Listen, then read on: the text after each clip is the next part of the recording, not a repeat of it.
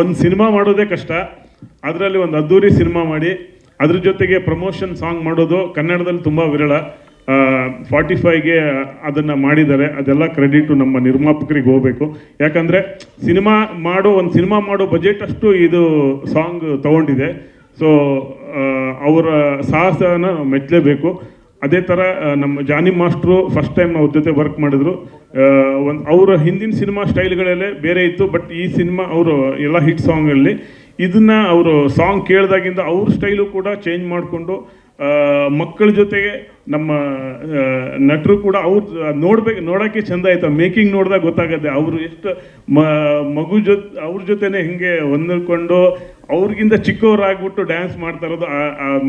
ಸಾಂಗಿಂತ making ಇನ್ನೂ ಅಷ್ಟು ಮಜವಾಗಿತ್ತು ಅಂತ ನಾನು ಹೇಳೋಕ್ಕೆ ಇಷ್ಟಪಡ್ತೀನಿ. ಅದ್ರ ಜೊತೆಗೆ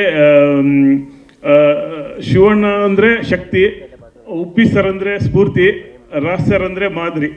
ಹೀಗಾಗಿ ಅವರು 3 ಜನ ನಾವು ಸೇರಿ ಸಿನಿಮಾ ನಾವು ಮಾಡಿದ್ರಲ್ಲಿ ಈ ಸಿನಿಮಾದ ಇನ್ನೊಂದೇಂದರೆ ಪ್ರಮೋಷನ್ ಸಾಂಗಲ್ಲಿ ಯೂಸಲಿ ಪ್ರಮೋಷನ್ ಸಾಂಗ್ ಮಾಡಬೇಕಾದ್ರೆ ಅದರಲ್ಲಿ ಒಂದು ಇಡೀ ಸಿನಿಮಾದ ಏನು ಹೇಳಕ್ಕೆ ಹೊರಟಿದೆ ಅದೊಂದು ಮ್ಯಾಟ್ರ್ ಇಟ್ಕೊಂಡಿರ್ತಾರೆ.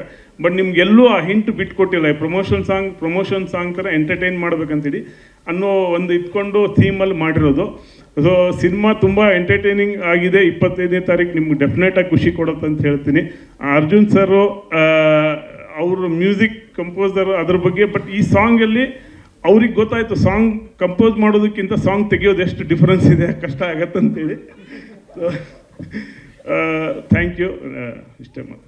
ಸ್ವಾದಿಷ್ಟತೆಯ ಸ್ವಾದ, ತಾಜಾತನದ ಆಹ್ಲಾದ, ಉತ್ತಮ ಆರೋಗ್ಯ ಮತ್ತು ಹೆಚ್ಚಿನ ರೋಗ ನಿರೋಧಕ ಶಕ್ತಿಯ ವೃದ್ಧಿಗೆ ಈಗ ನಿಮಗೆ ಸಿಗುತ್ತಿದೆ ಉತ್ತಮ ಗುಣಮಟ್ಟದ ಪೌಷ್ಟಿಕಾಂಶ.